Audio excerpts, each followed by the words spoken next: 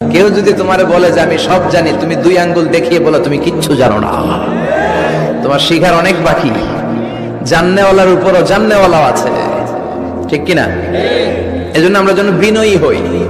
বিনয়, humbleness, আরবিতে বলে তাওয়াদু, এটা খুবই জরুরি। এগুলো আমাদের মধ্যে এখন নাই। আমাদের মধ্যে ইগো প্রবলেম আছে না নাই? অহংকার, জেলাসি, অ্যারোগ্যান্স, এগুলো থেকে সম্মানিত ভাইয়ের আমাদেরকে বেরিয়ে আসতে হবে। দেখবেন সমাজে যারা খুবই হাম্বল, বিনয়ী, তাদেরকে সবাই পছন্দ করে না? আর অহংকারীদের কেউ পছন্দ করে না। সামনে সালাম দেয়, পিছনে গালি দেয়। কথা বলেন। এজন্য অহংকারী হবেন না, বিনয়ী হবেন। বিশ্বনবী বলছেন, আল্লাহ আপনি আমারে বিনয়ী বানান, আপনি আমারে ধৈর্যশীল বানান, আপনি আমারে শুকর গুজার বানান। আমার চোখে আল্লাহ আপনি আমারে ছোট বানান, মানুষের চোখে আপনি আমারে বড় বানান। পড়েন আমিন।